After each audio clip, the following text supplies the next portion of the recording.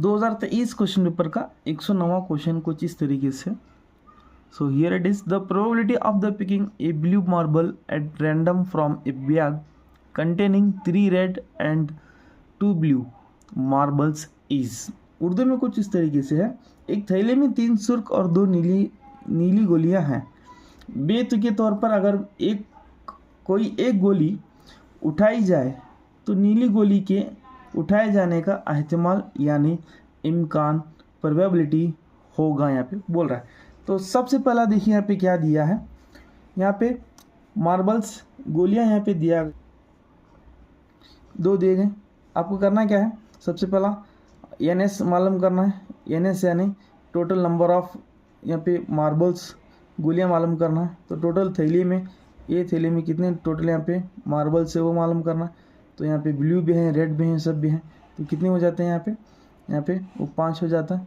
फिर इसमें क्या पूछ रहा है, प्रोबेबिलिटी ऑफ ब्लू, नीले आने के इम्कानात क्या है, probability of picking A blue. तो ब्लू की प्रोबेबिलिटी मालूम करना है। तो एन ऑफ ब्लू कितने यहाँ पे 2 ही हैं। तो फार्मूला आपके पास मौजूद है, ये हमारा प्रोबेबिलिटी का फार्मूला है, पी ऑफ ई या पी ऑफ, यहाँ पे ब्लू की बात करें तो पी ऑफ ब्लू। तो पी ऑफ ब्लू में कितने हमारे ब्लू गोलियां हैं और फिर बाद में टोटल थैली में कितनी गोलियां हैं। तो इसके बाद यहाँ पे इसी का मतलब यही होता है।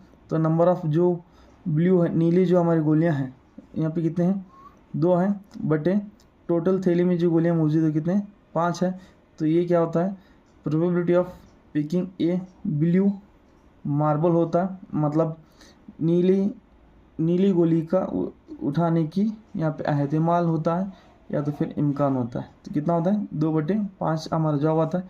तो ये 2/5 जवाब को हम हमारे ऑप्शन में देखेंगे तो पहला वाला ऑप्शन यहाँ पे 2/5 आ रहा है। तो बिल्कुल हमारा जवाब सही है, 2/5 इस सवाल का जवाब होगा।